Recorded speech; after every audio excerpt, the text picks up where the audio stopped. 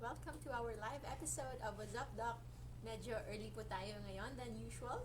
I am going to have an event mamaya-maya.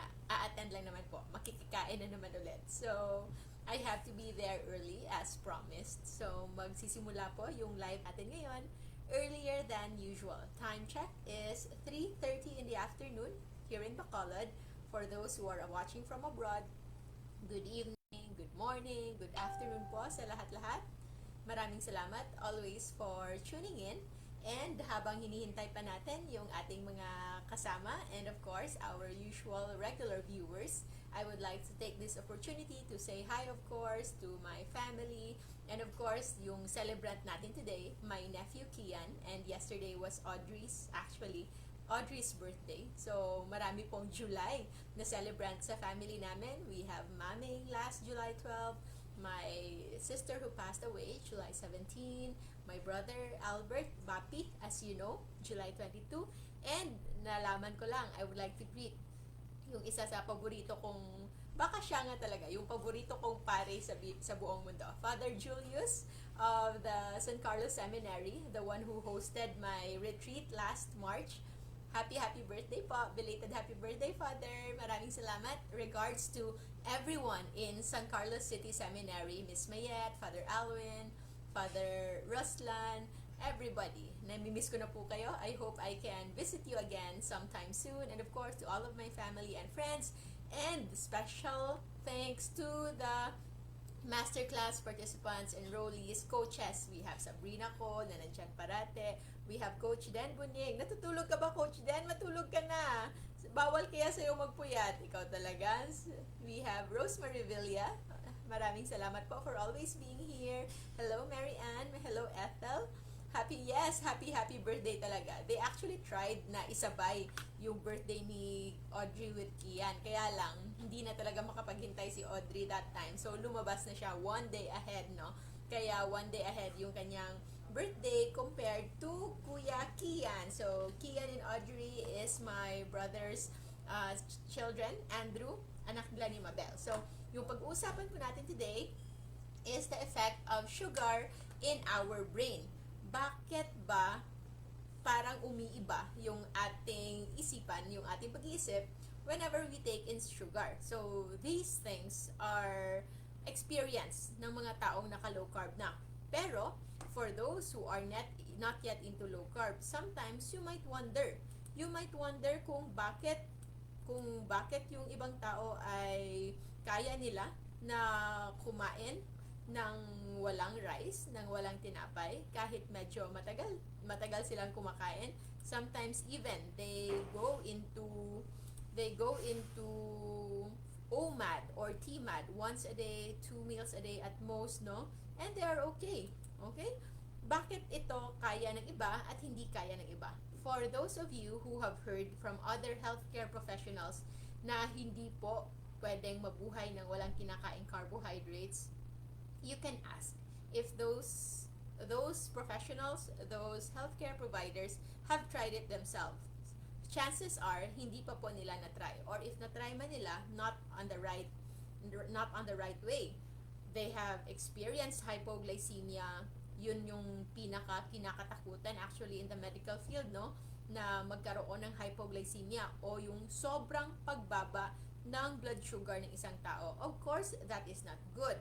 Extreme hypoglycemia can lead into coma. Pwede po tayong magkasakit niyan. However, always elevated na blood sugar is also equally not as healthy or not as safe. Pwede tayong magkaroon ng mas maraming problems relating to anxiety, mood, depression, and even others, no, lumalala talaga. There were cases na na-activate yung mga bipolar disorder. And as a disclaimer, of course, this is not a psychiatric diagnosis ngayon na ginagawa natin, ha? But we are looking at what science has to say when it comes to changes in the mood and changes in the brain composition ng tao kapag ito ay nakadepende sa carbohydrates as a main source of energy.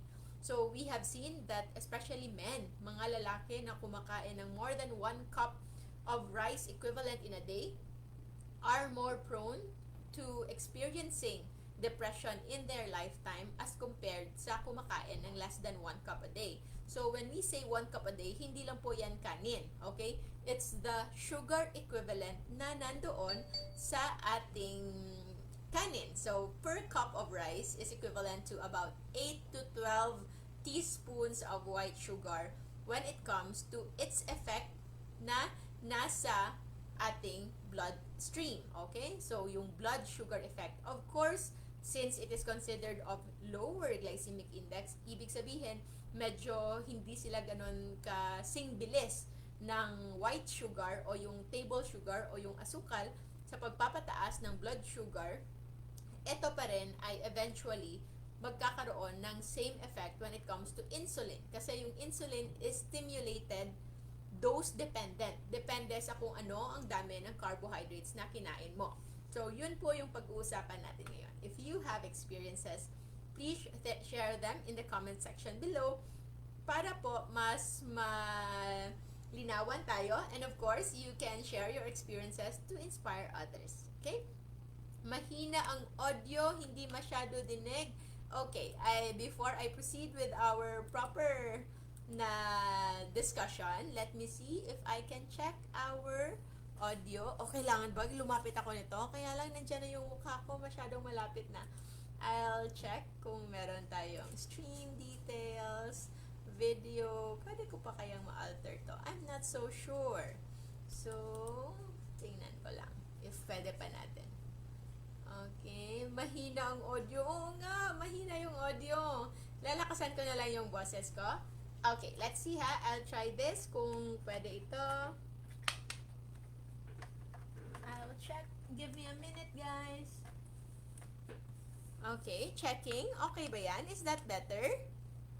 Is that better po ba? O pareho lang? Can anybody confirm if okay po yung audio natin? I think meron tayong mga around 15 seconds lag. And if you are seeing ads there, in-enable po natin yan. We made sure to enable the ads rather, para po mas maganda yung ating reach, no? So, wala pa rin. Still the same ba? I change a microphone. Same lang. I think naka-audio. Naku, baka hindi ko na-set kanina. Hindi nyo maintindihan. We will cut this off and we will change later sa ibang here, default microphone. Wait, tingnan ko muna kung i-allow niya. Baka ayaw niyang maano. Camera controls, microphone controls. Sige, bigyan niyo muna ako. Magkwentuhan muna kayo dyan. Maraming salamat. I'm so happy you are all here. Yung usual nating mga pinakamamahal sa buhay. And of course, we have the admins and moderators of Life Without Rice and Fasting and Feasting Community. Diba? So, maraming salamat everybody. I-remove ko ba to? Tingnan ko kaya muna. Kaya lang baka maputol. Sige, let's see. Okay. Microphone. Testing your microphone. Device properties. Change muna. Let's check. Okay. Mahina talaga, no? Nakikita ko yung test niya dito. Mahina. Buti na lang, you're bearing with me. So, gusto niya ganito kalapit. So, puro forehead, puro ulo ko na lang yung makikita niyo. Okay. Sige. This one. Okay. I think this is better. Tama ba? Is this better? Okay. I think, meron pa akong isang microphone dito. Okay.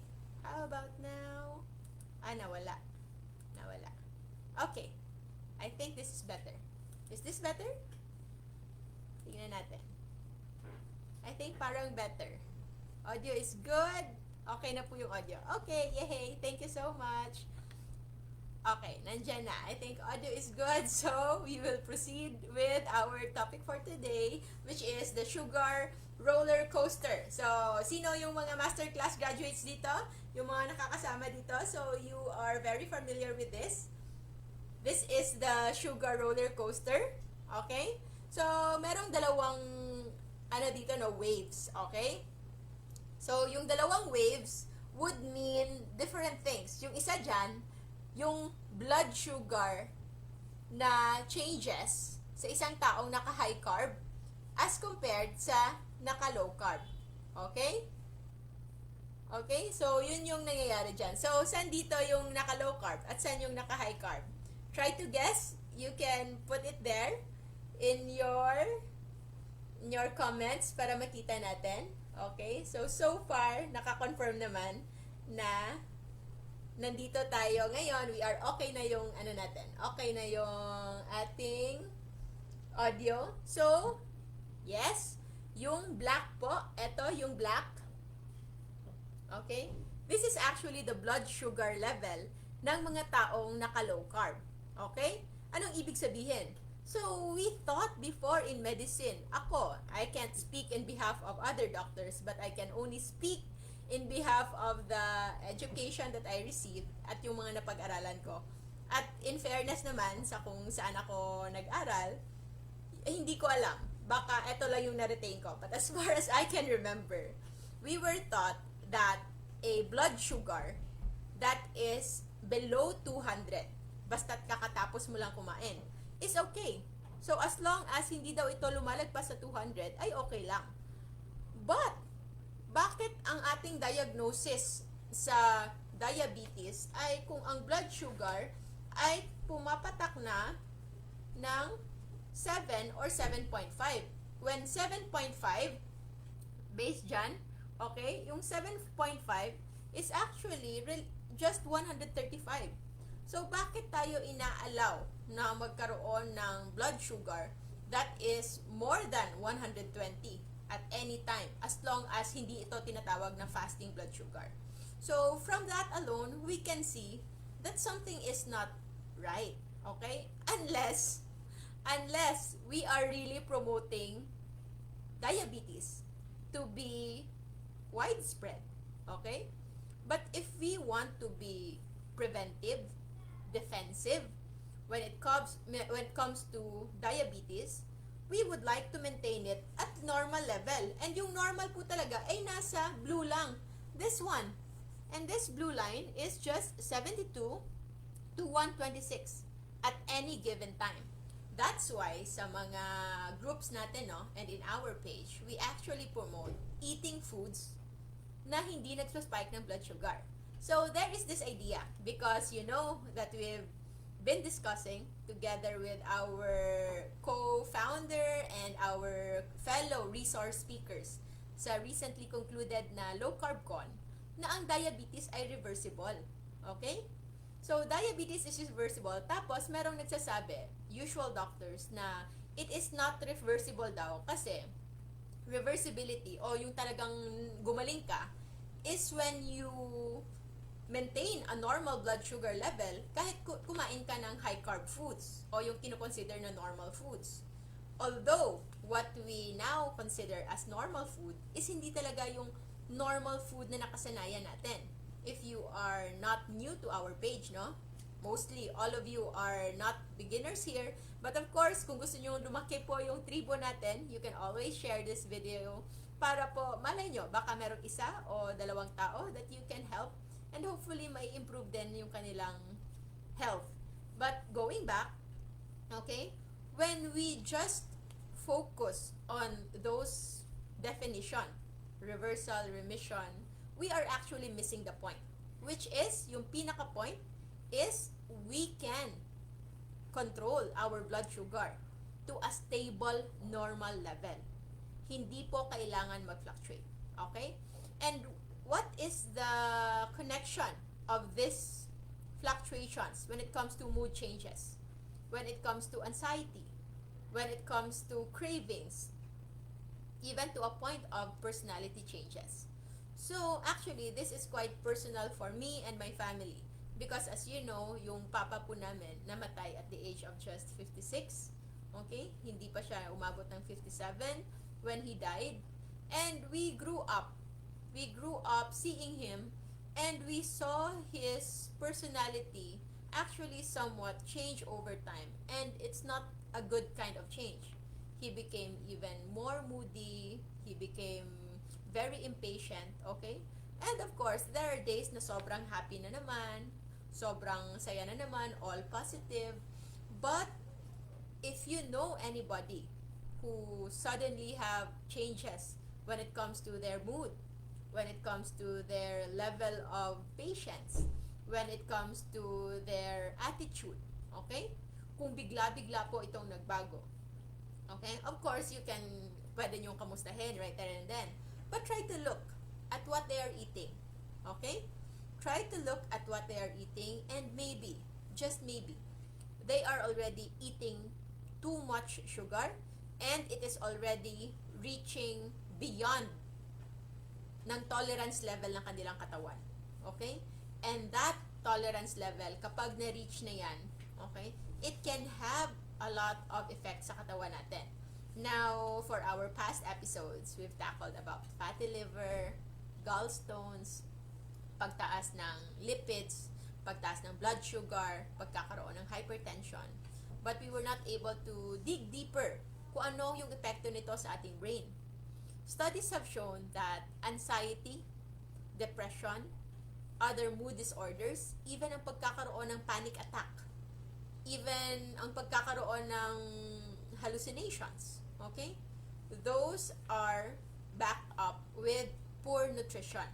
In fact, when it comes to diagnosis ng psychiatric condition, bago nyo ma-diagnose ang isang tao as psychiatric patient, you first have to rule out organic causes. Okay? Ibig sabihin, hindi yung lahat na nakikita natin parang sorry for the lack of better term, yung parang nasisiraan ng bait is actually really crazy. Okay? Actually, they could just be having nutrient deficiency or electrolyte imbalance. At yun yung ayaw na ayaw nating mangyari. For us to be labeled or for us to commit the mistake of labeling someone na meron silang sakit na totoo naman, it's just part of poor nutrition. Either kinulang sa electrolytes, okay? O nagkaroon ng kulang sa kanilang nutrient intake. Okay? Akala siguro ni Onyx Girl na stress na ako ngayon, kaya to the rescue na siya agad. Akala niya I'm sad. No, nafe-feel siguro niya na naalala ko yung mga sad natin. But don't worry, Onyx Girl. Thank you so much for being with me, okay? For the company. Akala niya, ito talaga yung, akala niya nalulungkot ako ngayon. No.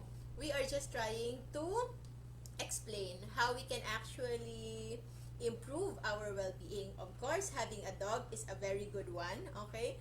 But no matter how many dogs you have, pero kung ang kinakain nyo naman po ay high carb at matatamis at natatrap kayo sa sugar roller coaster, then posible na kahit ang dami-dami nyo pang mga support groups tulad ni Onyx Girl, ay magkakaroon pa rin kayo ng mood changes and mood swings that are no longer you. Yung sinasabi natin, akala natin nag-iba na tayo, sumasama na yung ano yun?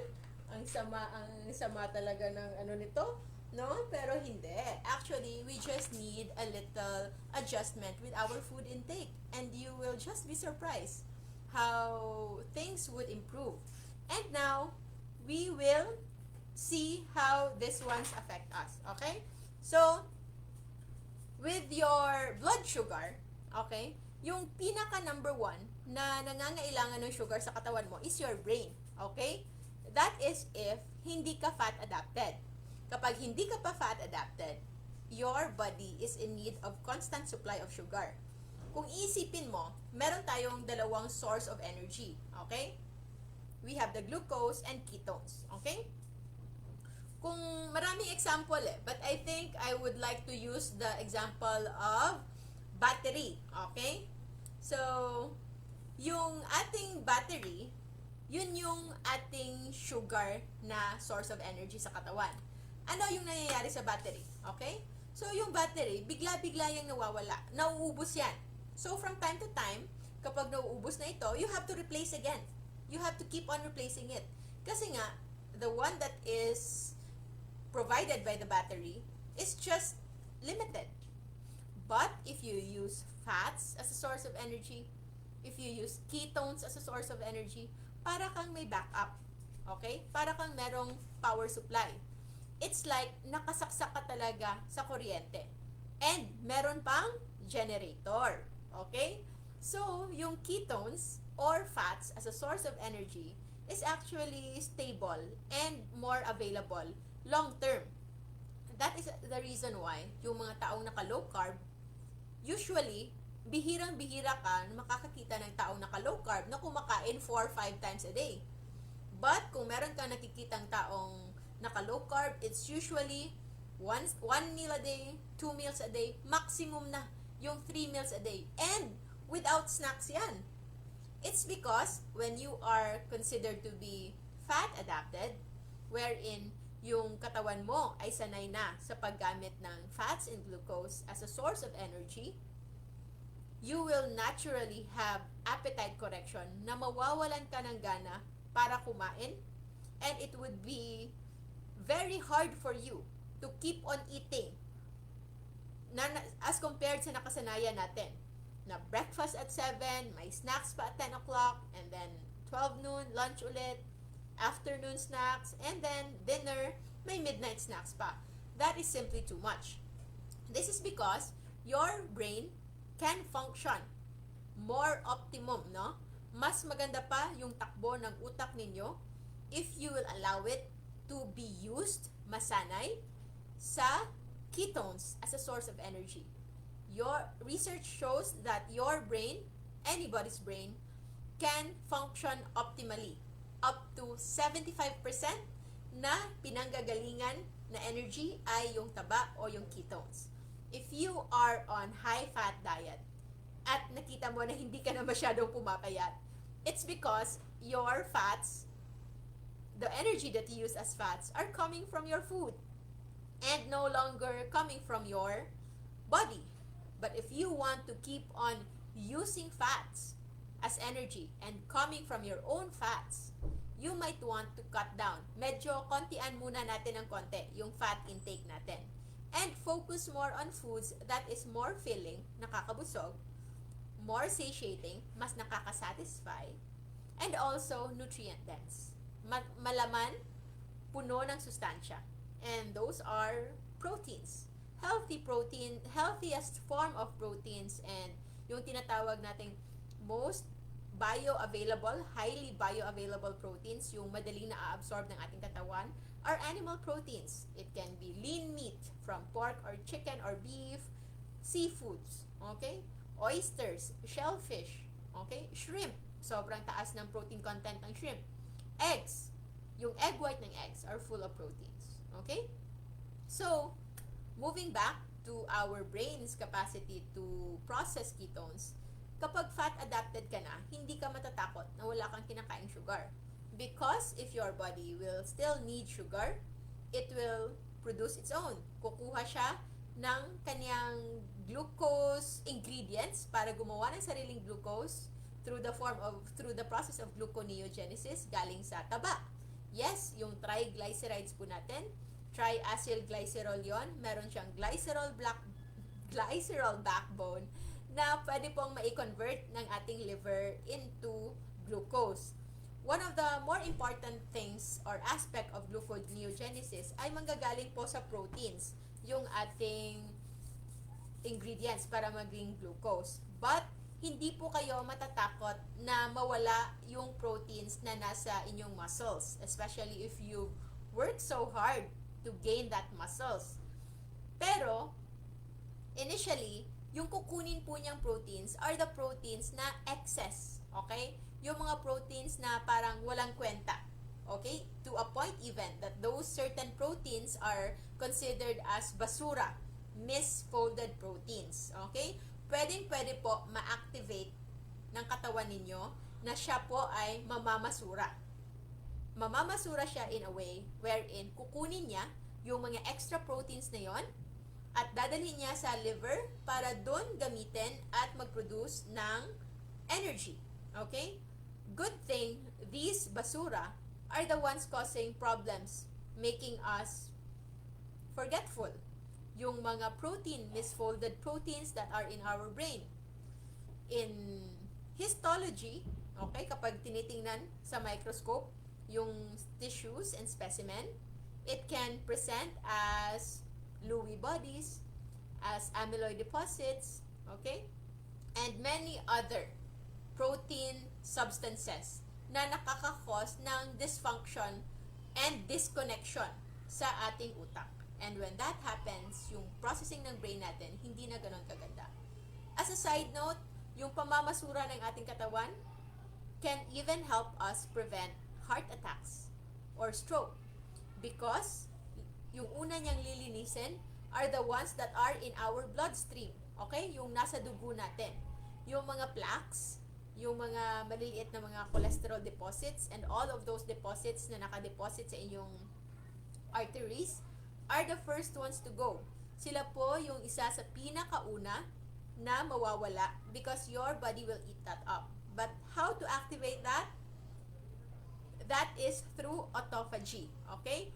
Autophagy is the process wherein yung katawan natin, kinakain niya yung mga dysfunctional o hindi na wala nang kwentang parts ng ating katawan, ng ating cells, ng cell parts, and convert it, recycle it into energy or break it down into amino acid components.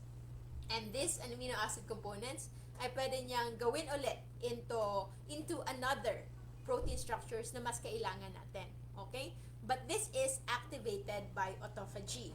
Kaya kung gumagawa kayo ng low carb, but kumakain pa rin kayo ng, say for example, 5 times a day, at I think kayo pa yung first kong kilalang magagawa niyan, if ever, you are actually cleansing your body in a way na you are not adding more basura, but you might not be also be cleansing it as thoroughly as possible if wala itong kasamang fasting. But of course, hindi naman tayo kailangan magbadali, okay? Fasting will just come to you naturally. Natural lang po that once you are already in your fat adapted state, ay mas madali po sa inyo yung fasting. Okay? So, yung nangyayari, whenever you have low blood sugar, okay? So, for example, you started at around 75. When you eat a meal, as compared to a high carb meal, sabi before, it's okay to have a spike or pag-akyat ng blood sugar more than 30 or yung sa noon nga as long as it's below 200 regardless kung saan ka nang galing. But with us in low carb nutrition, we want to maintain a blood sugar na kapag kahit after mo nang kumain ay hindi pa rin ito aakyat more than 3 units from your baseline.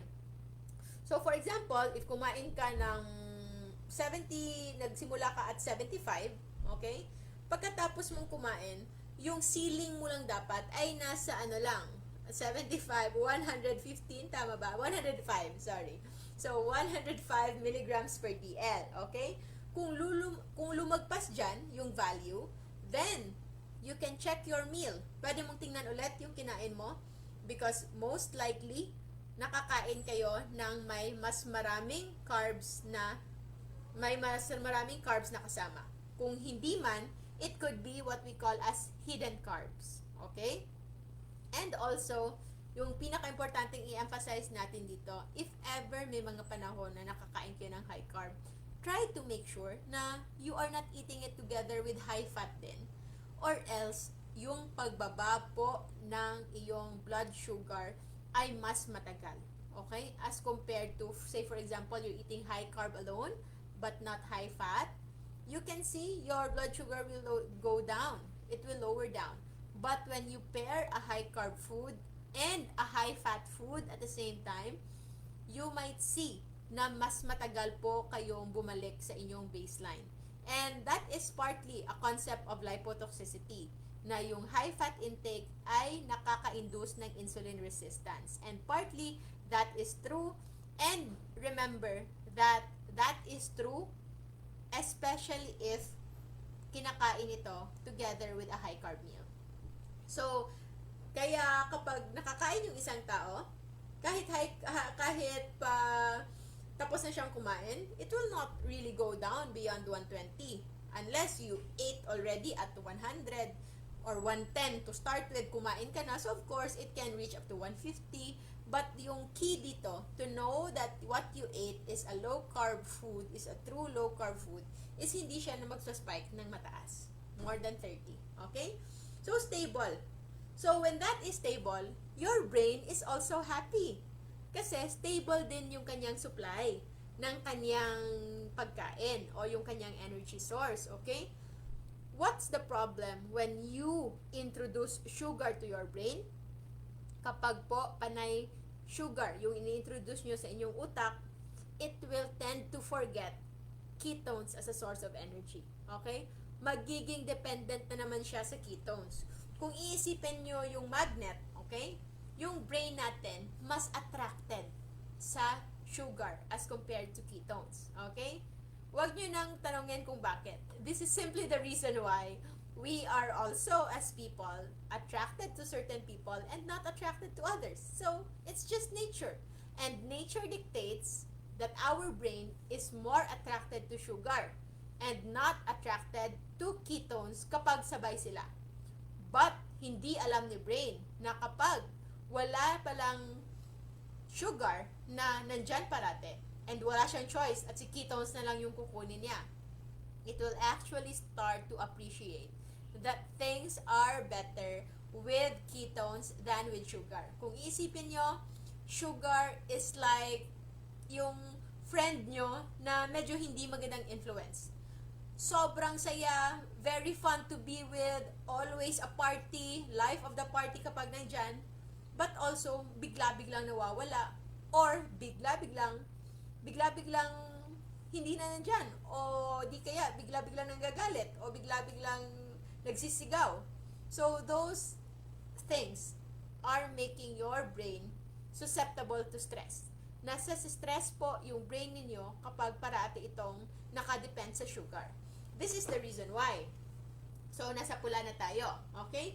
When you eat a very sweet, high-carb food, say for example, a candy, or a lollipop, or a dessert, or milk chocolate, bigla-bigla yung magsa-spike, okay? At ang biglang pag-spike niyan, magkakaroon niyan ng katumbas na bigla ring pagtaas ng insulin, okay? And because of that sudden spike of insulin, magkakaroon ng overcompensation. Lahat ng sugar biglang papasok sa cells at biglang babagsak yung blood sugar level, okay? Para sa mga hindi pa nakakaalam o baka nakalimutan nyo, it is the insulin that will aid blood sugar to lower by opening the gates of the cells. Okay? Marami pong cells sa ating katawan that are dependent on insulin para makapasok yung sugar. So, kapag tumaas yung sugar, tataas din yung insulin, and then, kapag nandyan na si insulin, mag-open up na yung gates ng cells, and papasok na yung blood sugar, and so, we can see a drop of blood sugar in the bloodstream. However, dahil sobrang bilis ng pangyayari, and then, because of the sudden spike, ay magkakaroon ng overcompensation. So, magkakaroon ng crash. Okay? So, there is spike, and there is crash. There is sugar crash. So, dito mo makikita yung mga taong nanginginig. Okay? Nanginginig sila, pinapawisan sila, halos hihimatayin sila. Okay? And dito yung umiinit yung ulo nila. Okay? Pwede. They can snap anytime. Okay? And if you notice, kung meron kayong mga panahon, aminin nyo sa sarili ninyo, kung meron kayong mga panahon na nag-snap kayo, bigla kayong nagalit, nag-burst kayo into grabbing anger, try to consider, naka-high carb ka no? Naka-high carb kayo at panay kayong kumain ng sugar at ngayong panahon na yon hindi kayo nakakain ng sugar. O di kaya galing kayong kain ng sugar at biglang bagsak after an hour or two. No. It's because of the sugar roller coaster. So, the tendency of a person na nakaka-experience ng hypoglycemia is kakain na naman siya. And usually, especially among diabetics, no, nakikita natin yan. Marami silang baon na candy. Kaya sila mahal na mga apo nila, ng kanilang mga ng mga nephews and nieces, it's because they know na yung bag ni tito, yung bag ni tita, yung bag ni lola, may candy yan dyan. Kasi nga, parati silang nagkakaroon ng episode na hypoglycemia. And what they do is, kumakain sila, and another spike na naman, and the cycle continues, babagsak na naman. But what they don't know, na eventually pala, nagde-develop ng tolerance yung ating katawan.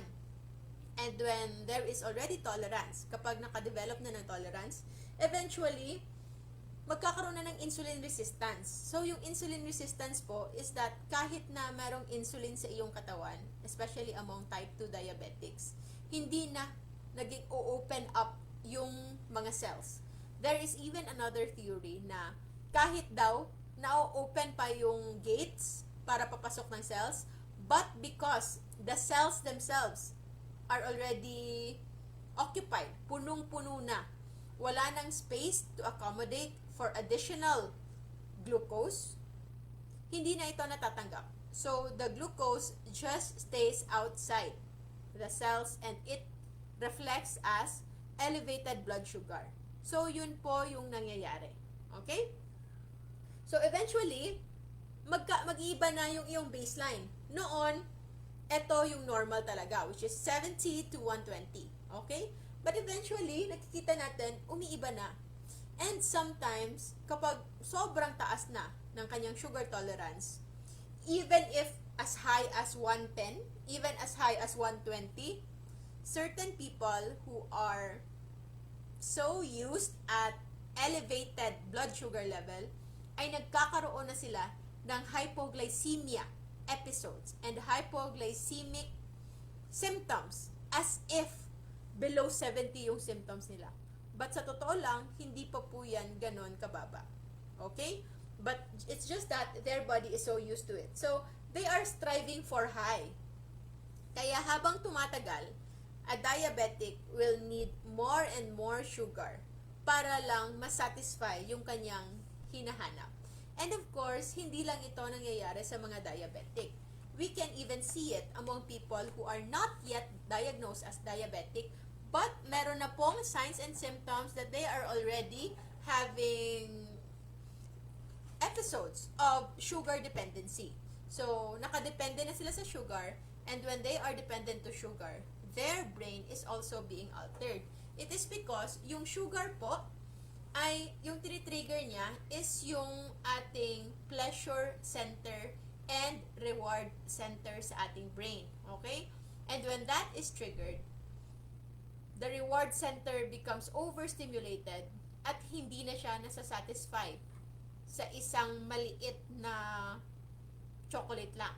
Hindi na siya magiging okay sa isang tikim lang ng cake o isang lunok lang ng soft drinks. Okay? It will need more.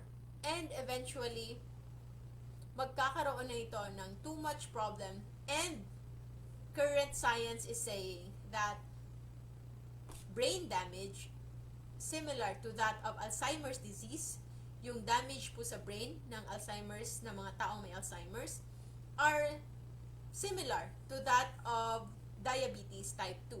So, yung pagkasira po ng utak natin because of too much build up ng sugar sa ating utak, okay, it can cause as what we now call as type 3 diabetes. And with type 3 diabetes, it is linked specifically sa type of sugar that is coming from grains. Okay? Grains po, mga gramo. Okay? Bigas, corn, mais, wheat. Okay? So, and their byproducts. So, anong byproduct ng bigas? Kanin. Yung putubong, hindi. Yung suman, yung mga kakanin, yung bibingka, all of those. The, rice cakes. So, all of those are byproducts of rice. Corn. Corn chips. Tortilla. Okay? Breakfast cereals. Those are grains. Wheat, akala natin healthy na kasi hindi tayo kumakain ng rice. Kinakain natin, tinapay na lang. But tinapay is coming from wheat flour. And those are still grains. And the ones that are in the grains, no? it's very, very, very much directly related to production of dementia and dementia-like symptoms and other neurologic problems like mood swings, like anxiety, depression, sugar dependency. If merong mga taong magsasabi na hindi yan totoo, those are indication that they are actually sugar dependent. The first thing that we don't want is to remove it from our system. So, you have to understand na kung meron man kayong pinaniniwalaan, kung meron kayong provider, healthcare provider, that is advising you to continue eating sugar, continue eating carbs, hindi naman po yan gusto niya kayong ipahamak. But that is somewhat their own bias because they also cannot live without it. Okay? Ako ay aminado akong sugar addict before.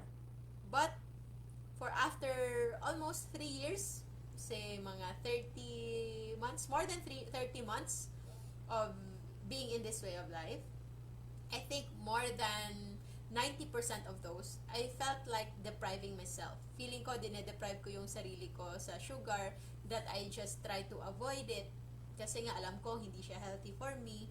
Okay?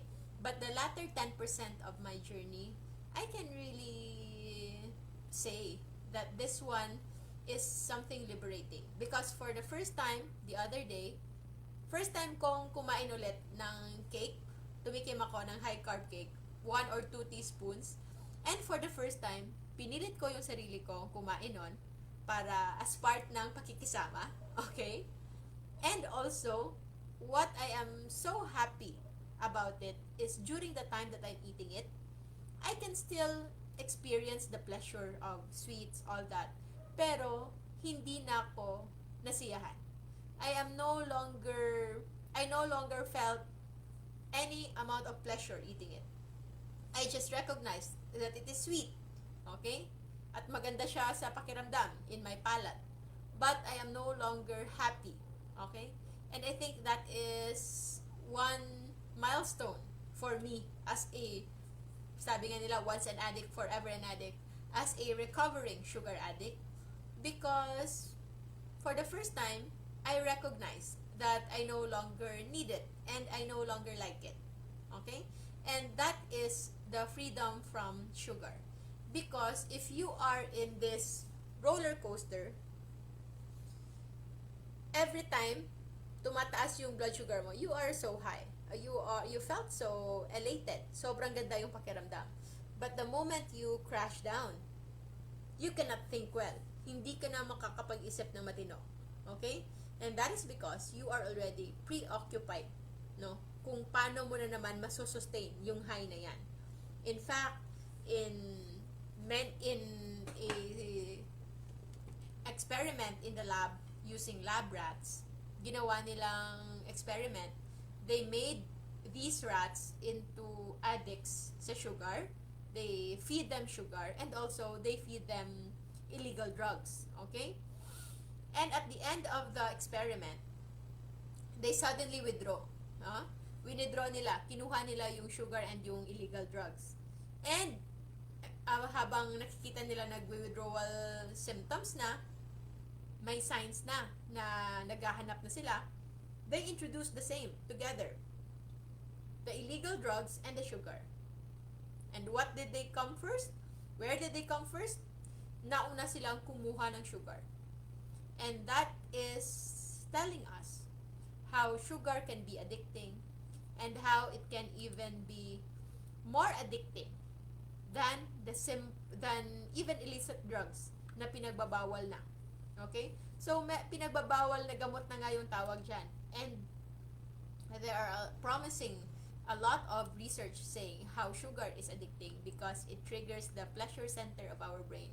It always lights up. Nalalighten up po yung pleasure center in our brain in charge of rewards and also linked to addiction. But sugar, the problem with sugar, mas mabuti pa nga yung illegal drugs kasi hindi siya available. People will have a hard time getting it. And kung meron man may access ito dito, they know that they should do it very discreetly, not in public. But how about sugar? It's everywhere. And how it is being advertised, kung paano ito minamarket, it's even being marketed as the one that can provide energy to your children, the one that can boost their immune system, the one that they need to eat or consume first hour in the morning. Breakfast cereals, chocolate drink, instant cereal drink, energy bars, okay? And majority of yogurts, okay? Flavored yogurt drinks, fruit juices. Those are all sugar, hiding in different names.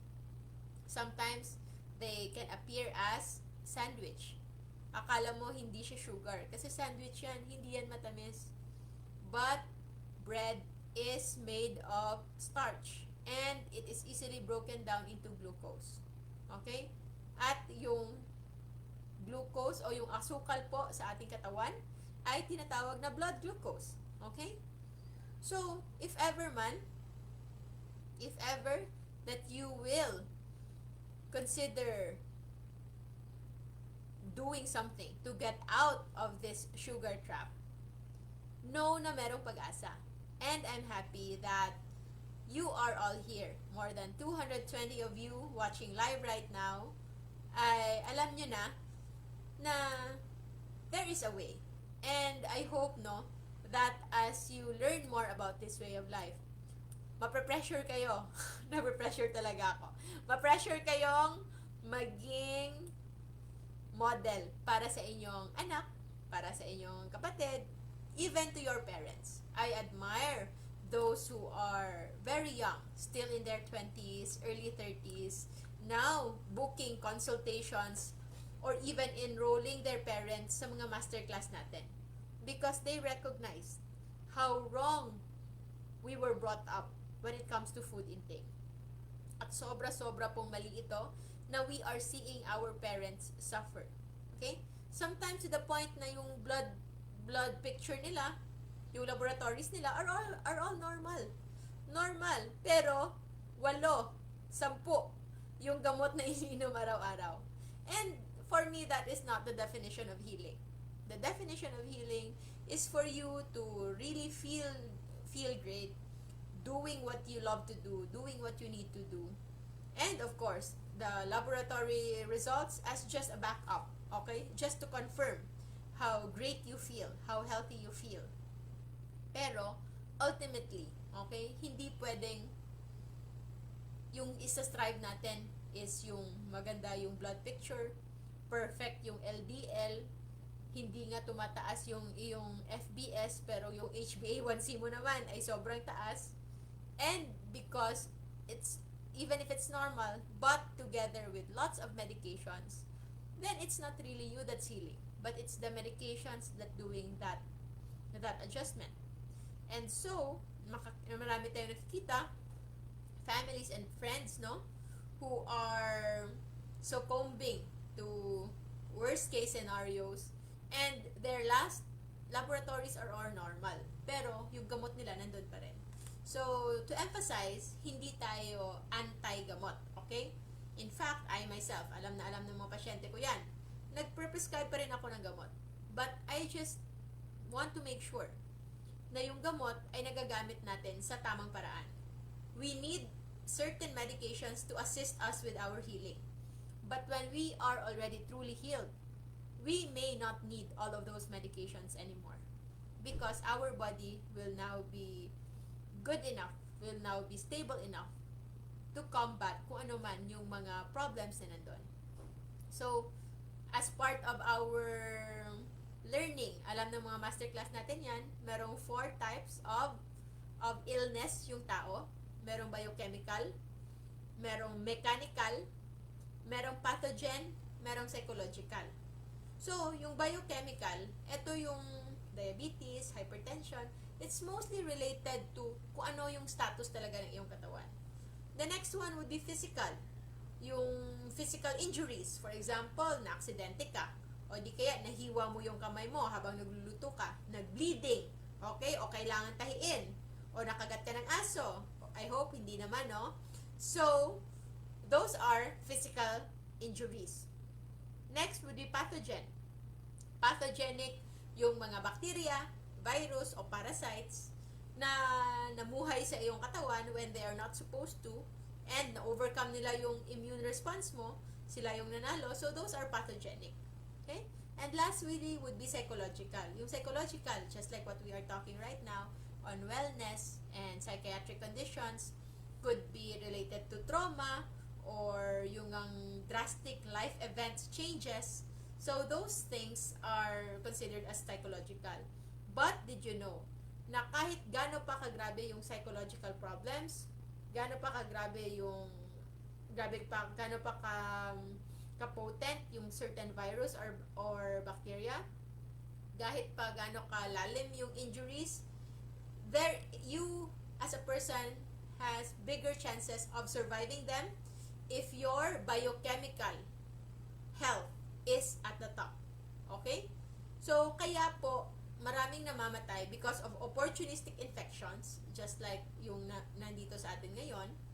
And marami pong namamatay easily sa kakaunting sugat lang.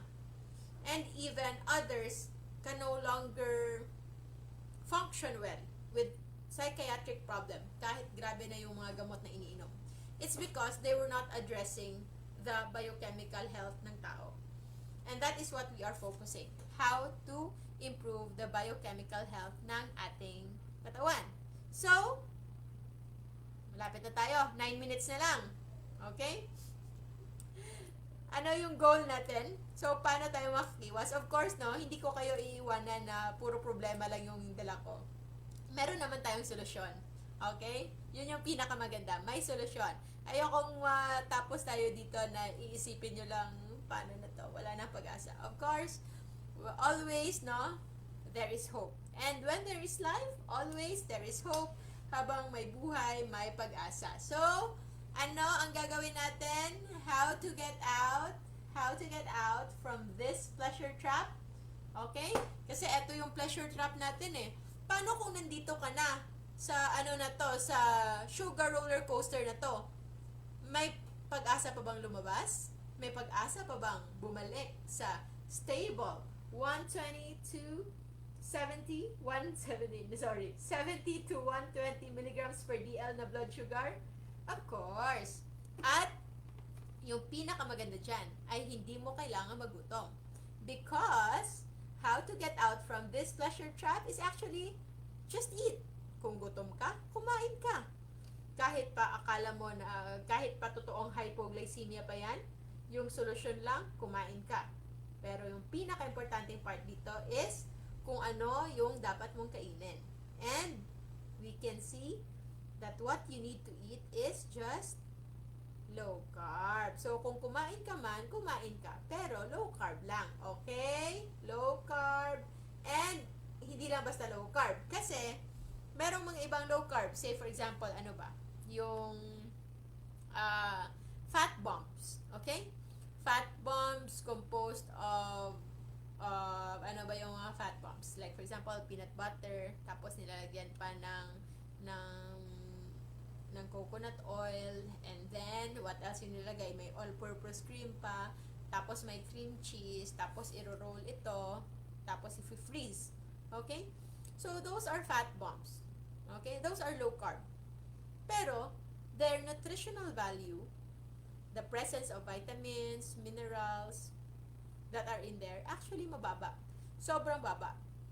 Katumbas sa kanyang amount of calories that are in there. One fat bomb can give you easy 150 to 200 calories. Pero yung amount ng vitamins and minerals dyan ay wala. That's why yung mga taong naglo-low carb at nagkikito na wala nang kinakain na high carb, but may cravings pa din. And sometimes the cravings is because of the goodies and the treats that you've been eating. Okay? I admit, kumakain kami ng goodies, but we eat those on special occasions. On really, like once a month, or once every 2 months, those are the occasions that we have. Yung kailangan talaga i-celebrate, okay? So, but if you want to have no cravings at all, wala kang cravings hindi lang sa sweets, but sa food na supposedly hindi dapat sa'yo. Yung importante dito is you eat foods that are, okay, low carb, and most importantly, nutrient dense. So, we go for nutrient dense low carb. For those, sino dito, yung part ng low carb con, yung nakasali sa low carb con, this is the last topic on our low carb con discussed by our very own scientist and admin in Life Without Rice and Low Carb Feasting and Fasting Community na si Lazo. Okay? Ito po yung topic niya. Ito ay nutrient-dense low carb, how we specify nutrient-dense low carb as compared to just other carbs. So, every time na meron kayong cravings, kumain kayo. Pero, kumain kayo ng real food. Nutrient-dense foods tulad ng itlog, tulad ng chicken, tulad ng beef, tulad ng karne. Sabi ko nga, kung sanay kayong mag-snacks parate, pwede kayong mag-snacks. Pero, it's not your usual na yung nakasanayan nating snacks na tinapay, na biskwit, o di kaya yung mga chichirya. Pwede po kayong mag-snacks ng pork chop, ng fried chicken, ng lechon manok, ng lechon, ng steak. Snack is just an arbitrary. Hindi po totoong nag-exist yung snack. Sa utak lang natin yan. At yun po ay nakasanayan lang natin.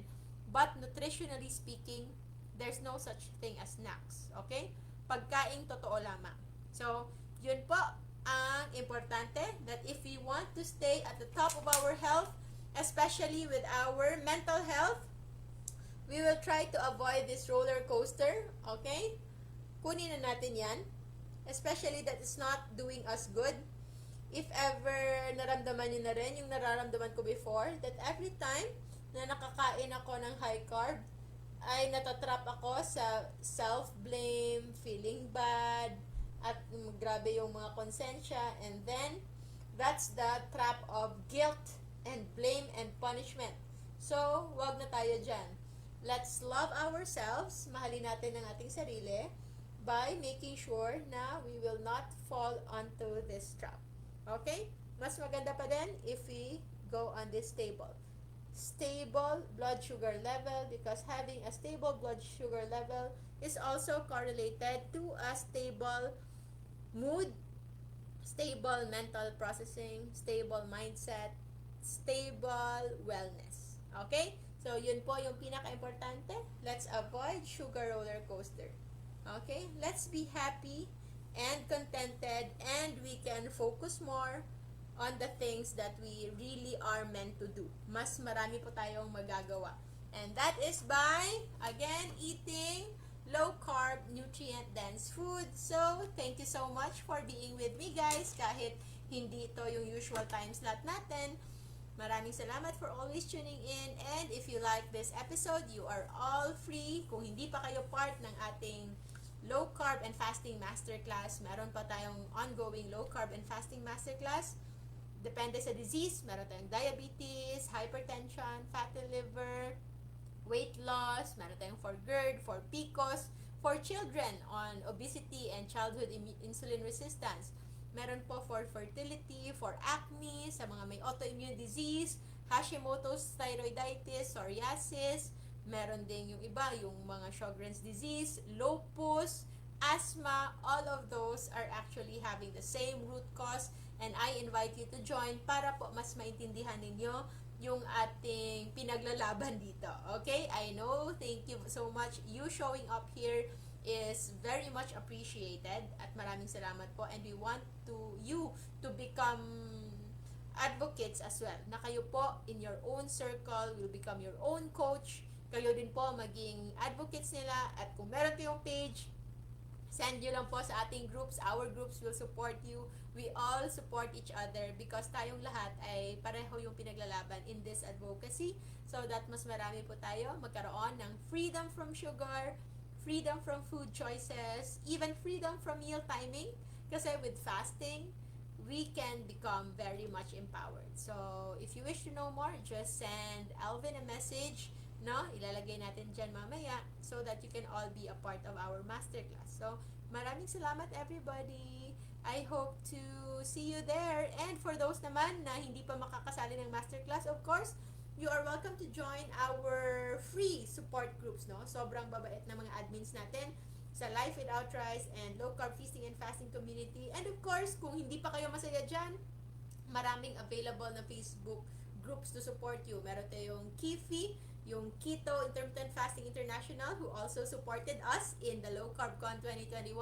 Also, LCIF by Dave Aguila and KDP Were by Tito J, no? Yung group ni Tito J. And of course, yung group din ni Eileen, mahal natin si Eileen, at Dietary ng Pinoy. I hope you can all be a part of those wonderful support groups who are only trying to defend this advocacy, this way of life. Maraming salamat everybody. Have a great weekend. Tama ba? Because it's Friday na ngayon. Have a great weekend for the masterclass on obesity and weight loss. I'll see you tomorrow at 12 noon to 1 o'clock for your graduation for our week 3 live episode in our Q&A. And for those who wish to join, you can join any of our masterclass or start with our hypertension masterclass that is available on this link. Maraming salamat everybody. Have a good day. Have a good night later. Maraming salamat. Bye-bye.